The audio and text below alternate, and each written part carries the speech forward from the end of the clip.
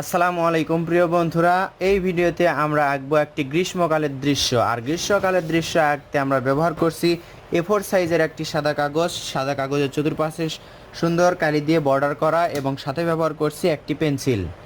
পেন্সিলটি 4B pencil Matador Venus. আমরা আঁকছি গ্রামের গ্রীষ্মকালের দৃশ্য আঁকবো এবং রং করে দেখাবো। এজন্য প্রথমে দেখতে পাচ্ছেন আর্ট পেপারের এই পাশ থেকে এটা ব্যবহার করছি A4 সাইজের সাদা কাগজ। আমরা কি করব, একটি কাঁঠালের গাছ আঁকবো। সহজেই যদি একটি কাঁঠালের গাছের শেপ আঁকতে পারি, গাছটা আঁকতে পারি, তাহলে আমাদের জন্য অনেক সহজ হবে। দেখুন, এই পাশ থেকে এবং এই পাশ থেকে দুইটা দাগ উপর দিকে তুলে দিব।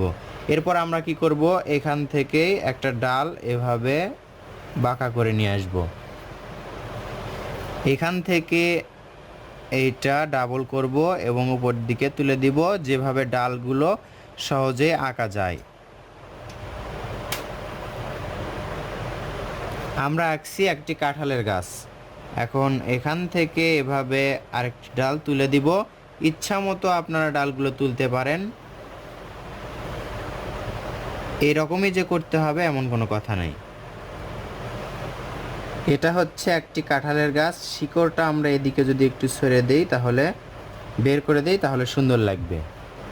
এখন এই গাছের এখান থেকে আমরা একটি কাঁঠাল আঁকবো। কাঁঠালগুলো সহজে এভাবে আঁকা যায়। দেখুন, এভাবে শুধু গোল করে দিবেন।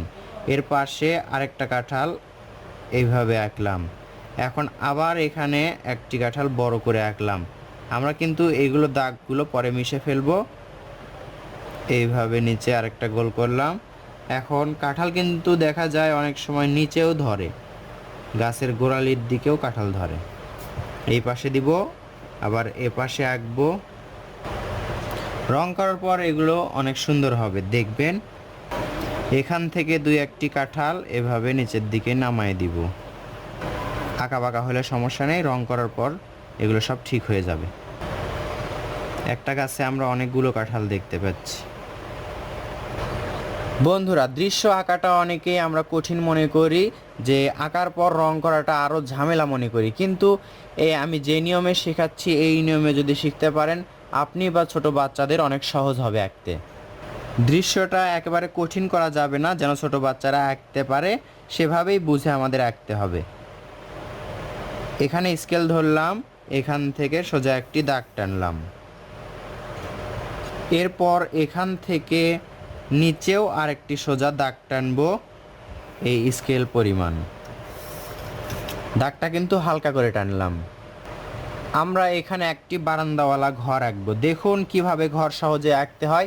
এই দুই দাগ থেকে এভাবে একটা দাগ দিব,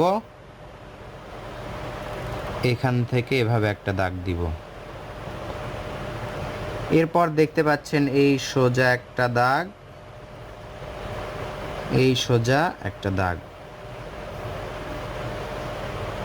এই দুই দাগটা আমরা এখন সোজা করে এটার সাথে লাগাই দিব। লাগাই দেওয়ার পর এখান থেকে এদিকে একটা টানবো, এখান থেকে এদিকে একটা টানবো। এই দুই দাগ আবার এটার সাথে লাগাই দিব। দেখতে পাচ্ছেন অলরেডি বারান্দা হয়ে গেল। এখন এটা নিচের দিকে টানবো, এটাও টানবো। এই দুই দাগটা আবার এটার সাথে লাগাই দিব। দেখুন কত সহজ একটি পদ্ধতি। এটার সাথে এখন একটা খুঁটি দিব, এইটার সাথে আরেকটা খুঁটি দিব। এখানে আমরা একটি দরজা আঁকবো, এই পাশে জানালা। দাগগুলো বেশি গাঢ় করার প্রয়োজন নেই, কারণ আমরা এটাতে আবার রং করব। এর মাঝে আরেকটা দাগ আঁকবো। বাড়ির পাশে আমরা একটি খ্যারের পালা আঁকবো। খ্যারের পালা কিভাবে আঁকতে হয়, এভাবে কিছুটা গোলের মতো করে নিচের দিকে নিয়ে আসব। এখানে এটা সোজা করে দিব। এরপর এখান থেকে একটি খুঁটি উপর দিকে তুলে দিব। এটা হচ্ছে খ্যারের পালা।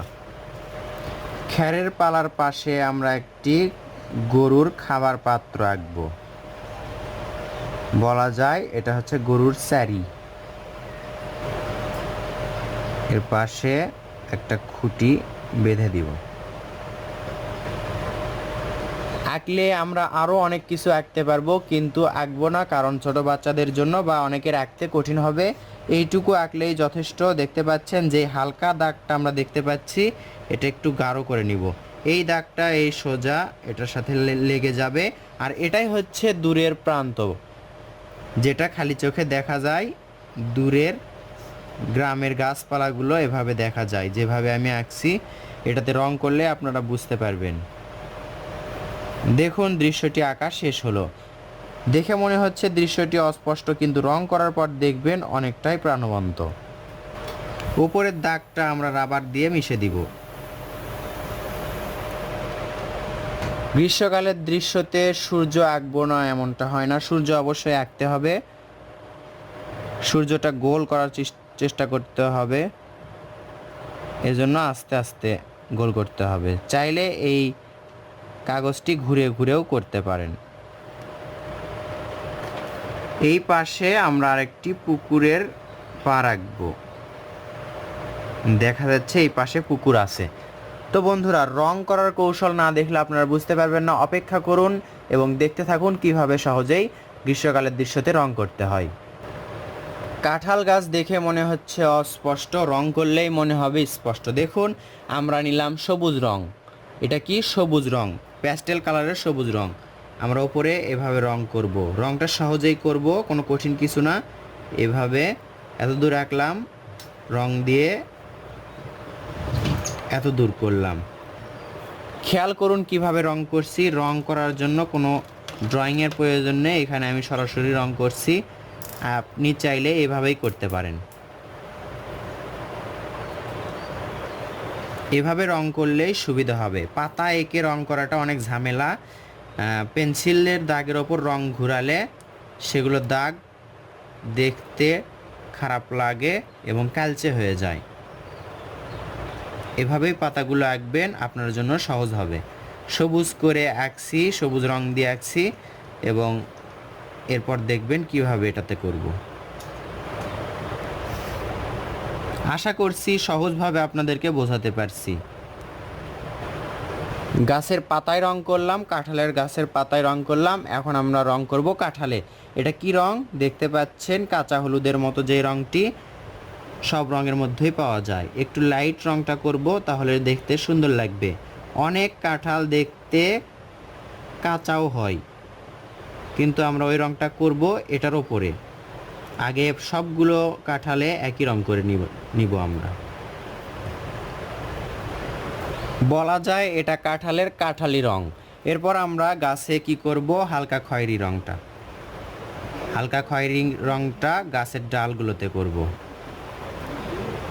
পুরোটাতেই সব ডালগুলোতে একই রং করব। পুরো গাছে কাঁঠালে রং করা এবং ডালে রং করার পর আমরা এক পাশে গাঢ় খয়েরি রংটা করতে পারি, তাহলে ডালগুলো দেখতে অনেক সুন্দর লাগবে। দেখুন এই পাশে গাঢ় রং করার কারণে দেখতে অনেক সুন্দর লাগছে। আশা করছি এভাবে রং করা আপনাদের জন্য কঠিন হবে না। যে কোনো বয়সের বাচ্চারা এভাবে রং করতে পারবে, দৃশ্যটি দেখে দেখে তারা আঁকতে পারবে। এবার পেন্সিল নিয়ে কাঁঠালের গায়ে আমরা এভাবে কাটা কাটা দাগ আঁকবো। সবগুলো কাঁঠালের গায়ে আমরা এভাবে কাটা কাটা দাগ আঁকবো। দেখুন পেন্সিল দিয়ে এভাবে সহজেই কাটা কাটা দাগ আঁকা যায়। আমরা যদি আগে এভাবে কাটা কাটা দাগ আঁকতাম, তাহলে এখানে যদি রং করতাম, তাহলে এগুলো অপরিষ্কার বা কালচে হয়ে যেত। এজন্য রং করার পরে এরকম কাটা কাটা দাগ দেওয়া অনেকটাই ভালো। এখন দেখুন কাঁঠালের গাছটি দেখতে কেমন লাগছে। এই কাঁঠালের বোটা আঁকার কোনো প্রয়োজন নেই, এভাবেই দেখতে সুন্দর লাগছে। আঁকলে সেটা রং করতে আবার বিশ্রী হয়ে যেতে পারে।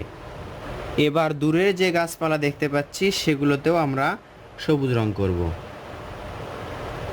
আর একটু বেশি সুন্দর করতে পারি, সেটা কিভাবে? নিচের দিকে গাঢ় সবুজ রং, যেই রংটা আমরা গাছে করেছি, নিচের দিকে এই রং এবং ওপর দিকে হালকা রং করব। দেখুন কিভাবে করতে হয়, কিভাবে এই রঙের সাথে এটা মেলাতে হয়।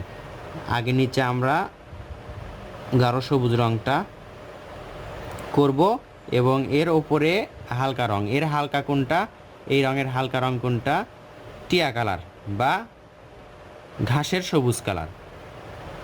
এখন দেখুন এই তো টিয়া কালার বা হালকা কালারটা ওপরের অংশে করলে দেখতে কত সুন্দর লাগবে। যদি একেবারে সবুজ করতাম তাহলে কেমন লাগতো, আর এই রঙটা করার পর কেমন লাগছে দেখুন, অনেক সুন্দর লাগছে। আশা করছি সহজ পদ্ধতিতে সহজ কৌশলে যে এই দৃশ্যটি আঁকছি আমি আপনাদের ভালো লাগবে। তার আগেই বলছি, আপনি যদি নতুন হয়ে থাকেন তাহলে এই চ্যানেলটি সাবস্ক্রাইব করে বেল বাটনটি বাজিয়ে রাখবেন। আর নতুন নতুন ভিডিও পেতে আমাদের সাথেই থাকবেন।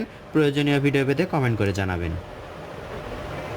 দেখুন দূরের দৃশ্য, দূরের গাছপালার ছবি দেখতে অনেক ভালো লাগছে।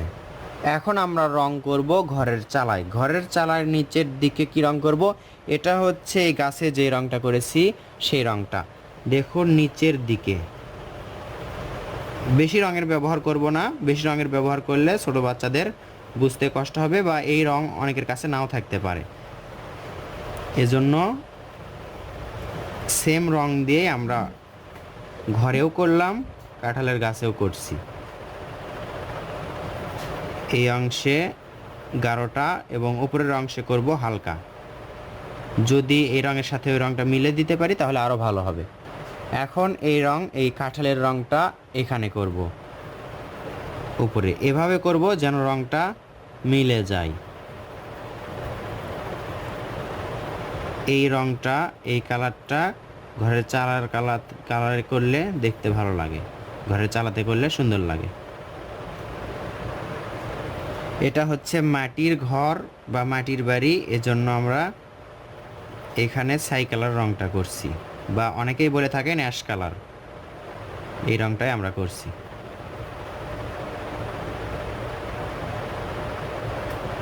উপরের অংশে করব, নিচের অংশেও করব।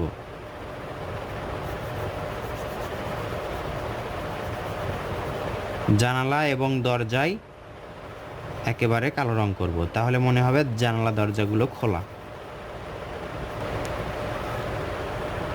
দরজা জানালার আমরা কালো রং করব।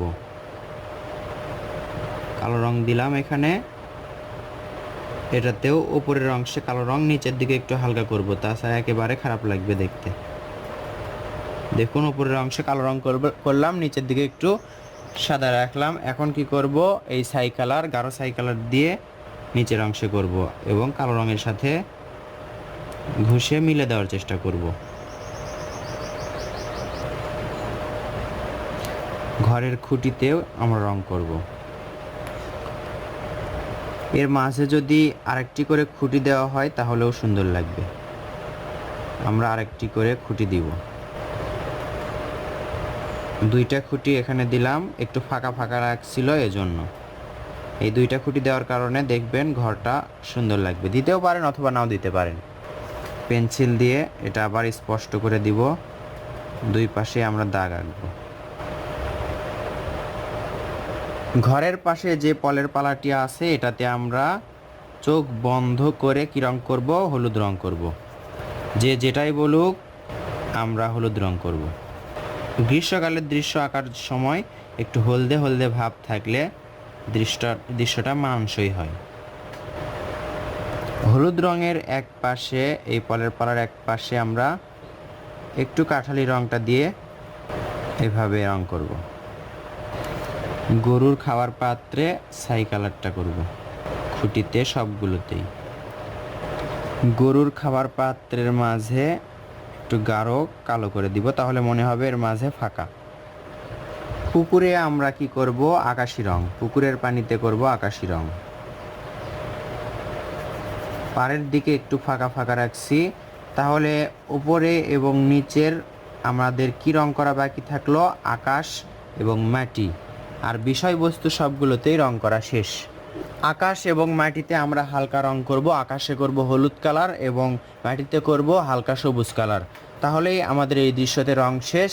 আমরা কি করছি, কাঠ পেন্সিল, পেট্রা কোম্পানির কাঠ পেন্সিলের রংটি আমরা করছি। উপরে কি করছি, হলুদ রং। এই রঙগুলো হালকা করে করলেই সুন্দর লাগবে। যদি প্যাস্টেল কালারের গাঢ় রং করি তাহলে একটু অসুন্দর লাগে, তবে এই হালকা রঙটা দেখতে সুন্দর লাগে। এভাবে সূর্যের পাশে আমরা একটু গাঢ় করে হলুদ রং করব, এবং যখন এগুলো আকাশে করব তখন হালকা করেই করব। এর পাশে একটু গাঢ় করে করে নিতে হবে, সূর্যের পাশেই গাঢ় করতে হবে যেন এর মাঝেটা সাদা হয়ে যায়। এতটুকু করলেই হবে, অথবা আপনি এভাবে করতে পারেন। হালকা করে এক মাপের যেন হয়, কম বেশি যেন না হয়। কম বেশি হলে রঙটা কিন্তু দেখতে খারাপ লাগবে। কম বেশি হলে হালকা করে করতে হবে। রঙটা বেশি ডেবে ধরলে গাঢ় হয়ে যাবে, তখন অন্য রঙের সাথে মিলবে না। উপরের অংশে এভাবে আমরা হলুদ রং করে দিব। পুরো আকাশ করার কোনো প্রয়োজন নেই। কেমন হচ্ছে অবশ্যই কমেন্ট করে জানাবেন ভিডিও শেষে।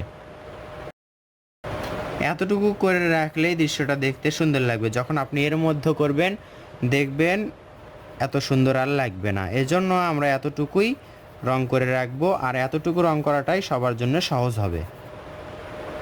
আকাশে রং করা শেষ, এখন আমরা করব মাটিতে রং। দেখুন, মাটিতেও আমরা কাঠ পেন্সিলের রং করছি, একই কোম্পানির রং করছি, অল্প করলে হয়ে যাবে। আমরা হালকা সবুজ যে রংটা আছে সেই রংটাই করছি, বা টিয়া কালার রংটি। রংটা যদি প্যাস্টেল রঙে একেবারে গাঢ় করা হয় তাহলে কিন্তু দেখতে সুন্দর লাগবে না। পুরো দৃশ্যটাই আমরা হালকা সবুজ বা টিয়া কালার দিয়ে করলাম। দৃশ্যটি আরও সহজেই অল্প সময়ের মধ্যে আঁকা এবং রং করা হয়ে যায়, কিন্তু আপনাদের বোঝানোর সুবিধার্থে একটু ভিডিওটি বড় হয়ে যায়, আপনারা দেখার চেষ্টা করবেন। ভিডিওটি বড় করলে আপনাদেরকে বোঝানোর সুবিধা হয় আমার।